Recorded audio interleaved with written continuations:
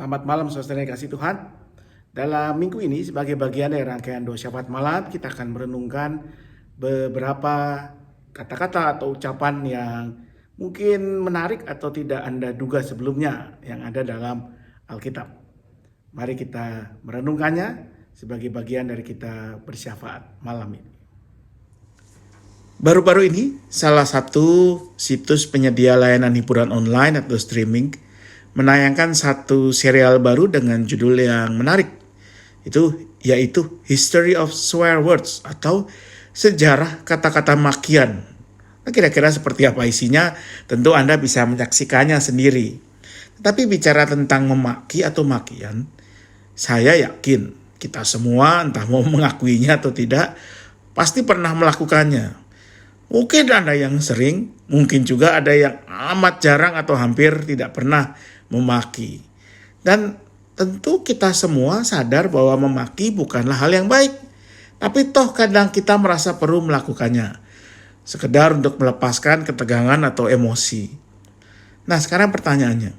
Kalau menurut Anda, apakah Alkitab pernah bercerita tentang seorang tokoh yang memaki? Wah, mestinya tidak ya. Karena Alkitab kan firman Tuhan. Harusnya isi Alkitab adalah tentang hal-hal yang baik. Tapi kalau itu jawaban Anda, mohon maaf, Anda salah. Karena Alkitab pernah bercerita tentang seorang tokoh yang memaki. Bahkan dengan amat sangat keras. Makiannya adalah, ya mohon maaf saya harus katakan di sini, sialan. Makian yang dalam bahasa Indonesia terasa sangat kasar. Waduh, kok bisa ya? Kok Alkitab memuat makian sekasar ini? Siapa tokoh yang tega mengucapkannya? Nah, saudara yang dikasih Tuhan, Anda tentu ingat cerita tentang Ayub.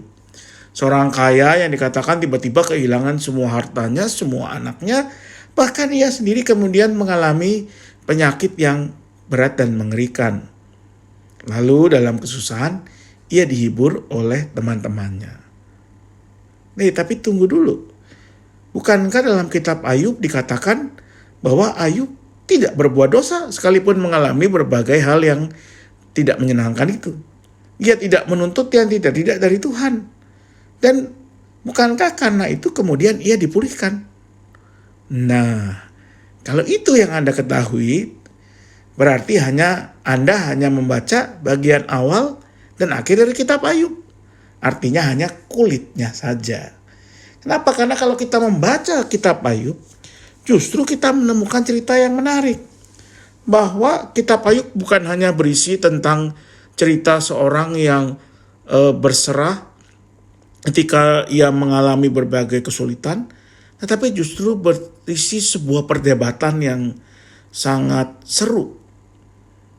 Diceritakan bahwa Ayub punya 3 teman. Elifaz, Bildad, dan Sofar.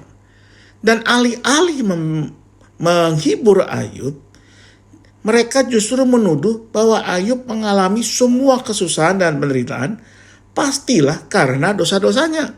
Dan karena itu mereka terus-menerus mendesak Ayub untuk bertobat. Nah, Ayub yang merasa diri tidak bersalah, kemudian membela diri. Ia merasa semua itu terjadi sekalipun ia tidak bersalah, tidak berdosa. Sementara teman-temannya terus mendesaknya untuk mengaku dosa dan bertobat. Akibatnya Ayub naik darah dan keluarlah makian yang kasar tersebut. Ayub 16 ayat 1-2 mencatat, tetapi Ayub menjawab, hal seperti ini telah acap kali ku dengar, penghibur sialan kamu semua. Nah, saudara yang kasih Tuhan, tentu dalam teks aslinya tidak ada kata sialan. Dalam teks bahasa Ibrani, ayat kedua berbunyi kira-kira seperti ini. Penghibur yang tak berguna atau miserable, kalian semua. Saya menduga bahwa ketika teks ini diterjemahkan ke bahasa Indonesia, para penerjemah merasa bahwa istilah miserable, tidak berguna, tidak bermanfaat, payah, kurang tepat untuk menggambarkan kekesalan Ayub. Hingga mereka memilih kata sialan. Makian yang amat kasar. Tapi menurut saya justru menggambarkan dengan tepat apa yang mungkin Ayub rasakan. Karena memang penghibur macam demikian adalah penghibur yang mohon maaf saja, sialan. Saya pernah menjenguk seorang kawan yang sakit di sebuah rumah sakit di Jakarta Pusat. Nah, di kamarnya ada 2 pasien yang dipisahkan oleh tirai. Sekalipun tidak bisa melihat, tetapi saya bisa mendengar bahwa pasien di sebelah kamar teman saya ini juga sedang dibesuk oleh seorang yang mengaku mau mendoakannya. Namun yang terjadi justru si pasien ini didesak-desak oleh si pembesuk untuk mengaku dosa, untuk mencari tahu mengapa ia sampai sakit. Menurut si pembesuk, hanya kalau ia mau mengaku dosa dan kesalahannya, maka sakitnya akan sembuh. Kalau saya jadi si pasien, pasti sudah saya timpuk si pembesuk itu dengan pispot rumah sakit. Sungguh penghibur sialan. Nah, saudara yang dikasihi Tuhan, jangan-jangan sadar tidak sadar kita pernah menjadi penghibur sialan juga. Ketika kita menghibur, tetapi tanpa empati dengan mereka yang kita hibur. Ketika kita menghibur, niatnya menghibur atau maunya menghibur, tetapi justru mendesak-desak, menyuruh ia bertobat atau mengaku dosa. Ketika kita menghibur dengan kata-kata kosong dan klise belaka, rencana Tuhan pasti lebih indah. Tuhan lebih sayang daripada sayang dengan dia yang meninggal misalnya daripada kalian. Cobalah kalau kita mau menghibur, tempatkan diri kita dalam posisi dia atau mereka yang sedang sakit atau berduka itu. Bagaimana kalau kita yang sedang sakit atau baru kehilangan orang yang kita kasihi, lalu mendengar kata-kata itu? Kadangkala, saudara yang kasih Tuhan, berdiam diri, memegang tangan dia yang sakit atau berduka itu dengan lembut, jauh lebih bermanfaat dan menguatkan daripada kata-kata kosong dan tanpa empati. Karena itu mari kita menjadi penghibur yang benar dan bukan penghibur sialan. Mari kini kita berdoa. Saya akan memimpin dalam pokok-pokok doa dan kita bisa mengambil waktu untuk berdoa secara pribadi. Mari kita berdoa untuk proses penanganan pandemi yang tengah dilakukan pemerintah kita, untuk para petugas medis dan pendukungnya, untuk para pengambil kebijakan di negara ini, dan seluruh aparat sipil yang bertanggung jawab menegakkan hukum dan aturan kedisiplinan di tengah masa pandemi.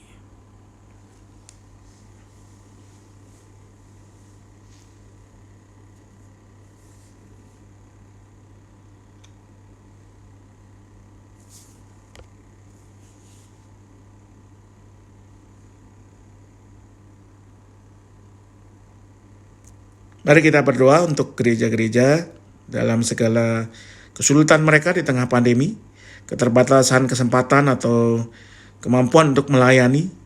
Tetapi biarlah dengan demikian gereja tetap menjadi perpanjangan tangan Tuhan. Khususnya kita doakan gereja kita GKI Gading Indah dalam pelaksanaan perjamuan kudus tanggal 10 yang akan datang, yang dilakukan juga secara online, biarlah boleh menjadi berkat bagi umat yang dilayani.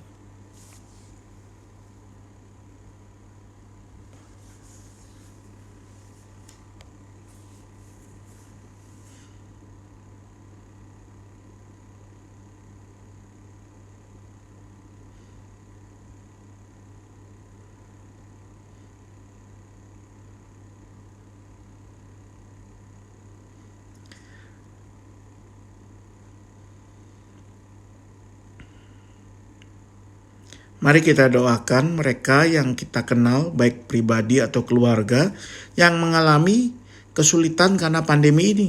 Entah apakah ada anggota keluarganya yang sakit, atau harus dirawat di rumah sakit, atau bahkan meninggal dunia, atau mereka yang mengalami kesulitan ekonomi karena pandemi ini.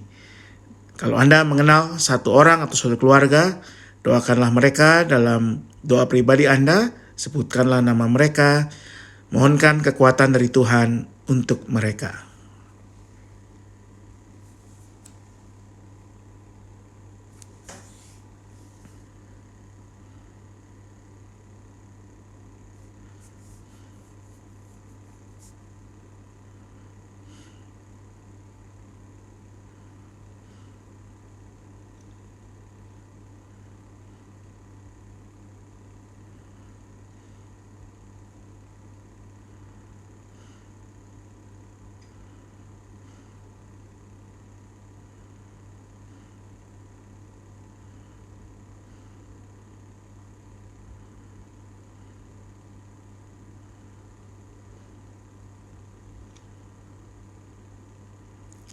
Marilah kini kita naikkan permohonan untuk pergumulan kita masing-masing, pergumulan keluarga kita yang mungkin kita tidak bisa bagikan kepada orang lain. Tetapi percayalah Tuhan mendengar, Tuhan akan menguatkan dan memberikan yang terbaik kepada kita semua. Mari kita naikkan doa dan permohonan pribadi kita ini.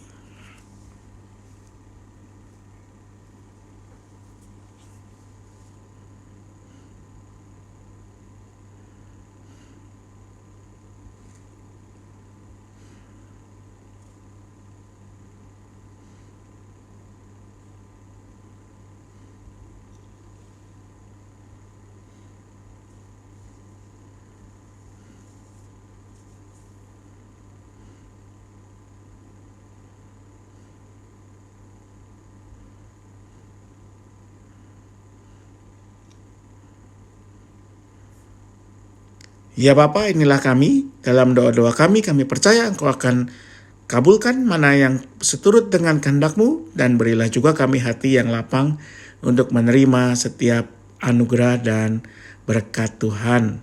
Kami panjatkan doa ini dalam satu nama Tuhan kami Yesus Kristus, yang juga mengajarkan kami berdoa demikian. Bapa kami yang di sorga, dikuduskanlah namamu, datanglah kerajaanmu, jadilah kehendak-Mu di bumi seperti di sorga. Berikanlah kami pada hari ini makanan kami yang secukupnya. Ampunilah kami seperti kami mengampuni orang yang bersalah kepada kami. Janganlah bawa kami dalam pencobaan, tetapi lepaskanlah kami dari yang jahat. Karena Engkau yang mempunyai kerajaan, kekuasaan, dan kemuliaan sampai selama-lamanya. Amin. Mari kini kita